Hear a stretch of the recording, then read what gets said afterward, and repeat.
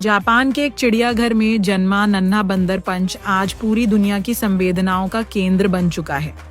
26 जुलाई 2025 को जन्मे इस छोटे से जीवन का वजन केवल 500 ग्राम था, इतना हल्का कि जैसे हथेली पर समा जाए। लेकिन जन्म के साथ ही उसे जिस सबसे बड़े सहारे की जरूरत थी वही उससे छिन गया।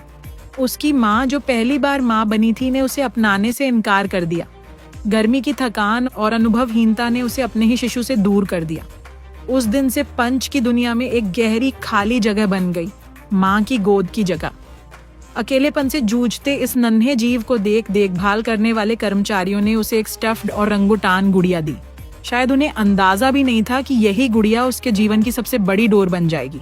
पंच उसे अपनी माँ की तरह सीने से चिपकाए रहता, सोते समय, डरते समय, यहाँ तक कि जब वह कांपता हुआ कोने में बैठा होता। वायरल वीडियो में उसकी छोटी उंगलियां उस गुड़िया को कसकर पकड़े दिखती हैं, जैसे वह दुनिया से छूट न जाए। यह दृश्य इतना मार्मिक था कि सोशल मीडिया पर #HangInThere अभियान शुरू हो गया। लोग उसे छोटा फाइटर कहकर दुआएं भेजने लगे। समय के साथ चिड़ियाघर कर्मचारियों ने सोचा कि शायद झुंड में शामिल होने से पंच सामान्य जीवन सीख सकेगा, लेकिन प्रकृति का समाज भी उतना ही कठोर निकला। बड़े बंदरों ने उसे स्वीकार नहीं किया, उसे डराया, भगाया और उसके करीब आने पर आक्रामक हो गए। वायरल क्लिप्स में देखा जा सकता है कि कैसे भयभीत पंच अपनी गुड़िया को और कसकर पकड़ लेता है, जैसे वही उसकी माँ, घर और सुरक्षा सब कुछ हो। उसकी कांपती देह और डरी आंखों ने दुनिया भर के दर्शकों को झकझोर दिया। आज पंच सिर्फ एक चिड़ियाघर का बच्चा नहीं, बल्कि भावनाओं का प्रतीक बन चुका है। लोग उसे देखने के लिए दूर दूर से आते हैं, जैसे किसी नन्हे योद्धा का हौसला बढ़ाने आए हों।